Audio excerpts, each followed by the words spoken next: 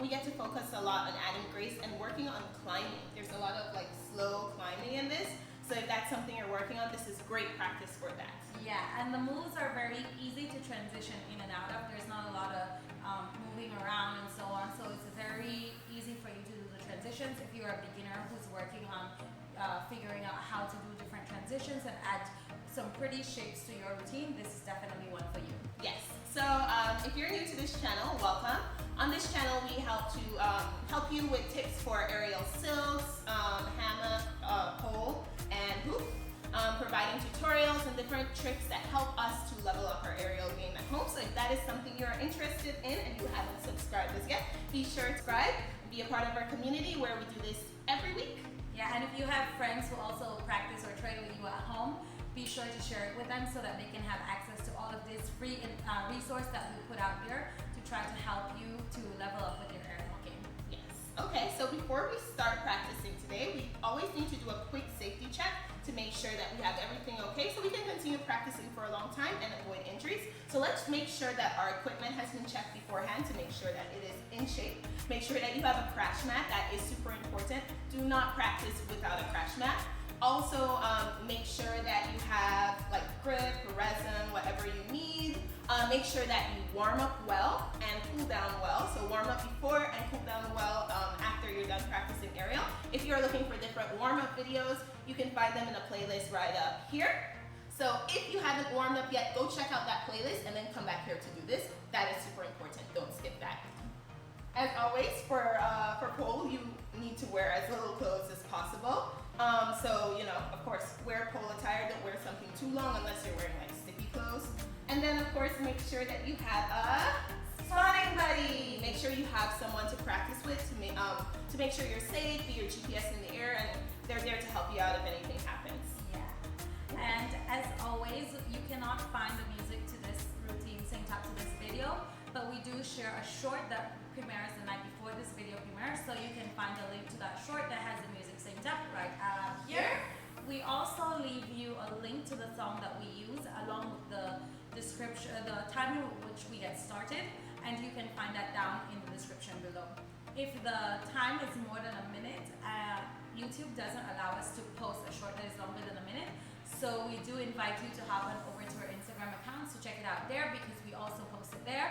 And you can find a link to our Instagram accounts down in the description below as well. Yeah. On Fridays, we release a video where we have it synced up to the music. It's a YouTube video, it's bigger. You can see more of what we're doing synced up to the music. And you get to see both of us so that you can see, maybe you might see one of us do something, it looks a little bit different, and the other person does it a little bit different. This is just to encourage you to embrace your own styles, because as aerialists, even though we do the same moves, we might do it a little bit different because our bodies are different. And we have different ways that we express ourselves, so we want to encourage you to express yourself as unique as you can. Don't try to copy somebody else or try to move like somebody else. It's great to get inspiration, but be yourself. Great. Okay, I think we've covered just about everything. Yes. Let's get started.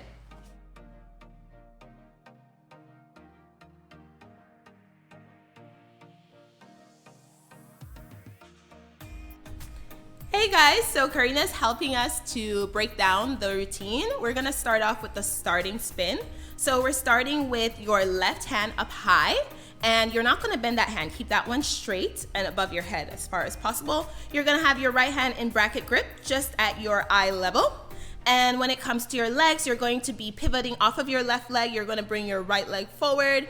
And when you're ready, you're going to swing that one backwards. And then you're going to keep the that leg, the right leg straight, and bend the left leg. So, Car, you can go ahead and try. Great. Okay, you hold that for a little while, and then you'll go into your first climb.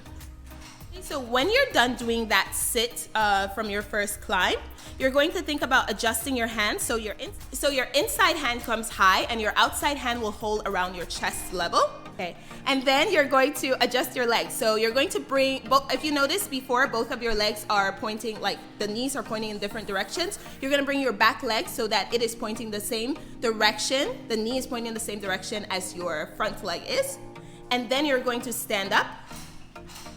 And then you can release that outside hand to extend, and you're going to be kind of dead hanging from the inside hand. So outside extended, inside holding. From there, you're going to grab back to the pole.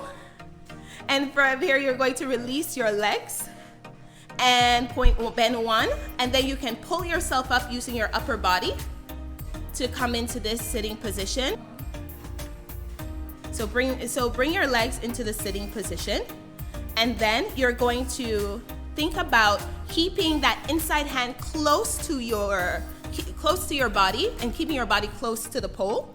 Bring the outside hand around your back. Think about bringing the elbow to your back. Grab the pole with your outside hand in the back.